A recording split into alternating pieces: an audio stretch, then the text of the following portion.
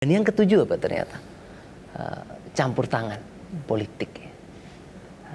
Walaupun dalam konteks itu terkait dengan asing dan lain sebagainya ya. Baik. Tapi istilah cawe-cawe ya mungkin saya pikir kompatibel Jadi begitu. Mas Gama, menurut Anda meskipun aturannya memperbolehkan untuk tidak perlu mundur, sebetulnya sebaiknya mundur saja? Saya ingin memisahkan antara faktor konstitusional dan peran tanggung jawab moral kita semua ya, dalam konteks ini. Secara moral harusnya mundur? Bukan hanya dalam konteks ini ya. Ini hanyalah satu poin begitu. Baik. Di antara berbagai problematika di KPK, lalu cacat moralnya putusan MK ya, dan lain sebagainya. Baik. Nah, oleh karena itu dan ini bisa menjadi sebuah ancaman terhadap demokrasi kita.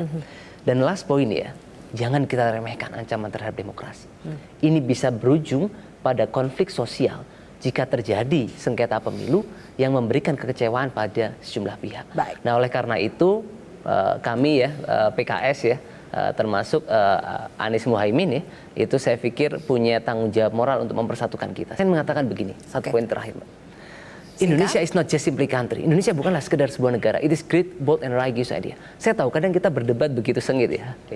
Tapi ini semua kita lakukan karena kita benar-benar menyayangi Indonesia. Oleh karena itu, mari kita semua punya semangat yang sama untuk menjaga proses pemilu kita demokratis, jujur, dan jauh dari potensi kecurangan pemilu. Baik, Mbak Dahlia, jadi bagaimana ketika sebetulnya aturan itu tidak perlu pejabat publik itu mundur ketika maju pilpres, tapi kalau menurut Mas Gama secara moral seharusnya mundur saja untuk mengurangi potensi kecurangan pemilu?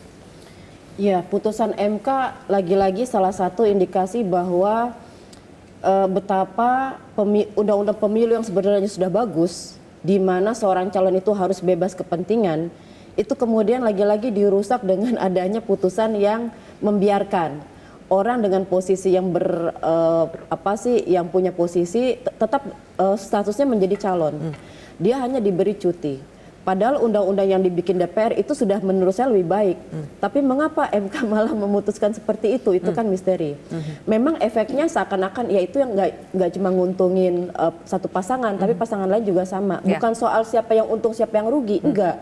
Ini soal kenapa aturan sudah begitu bagus, malah kemudian di judicial review dan dibiarkan kita jadi setback. Demokrasi yang udah bagus nih, yang check and balance-nya udah oke, di mana calon itu harusnya tidak punya kepentingan, dia bebas dari posisi-posisi strategis yang memiliki potensi relasi kekuasaan yang menguntungkan dia aja, itu malah kemudian setback dengan adanya putusan MK yang nggak perlu mundur. Gitu. Jelajahi cara baru mendapatkan informasi. Download Metro TV Extend sekarang.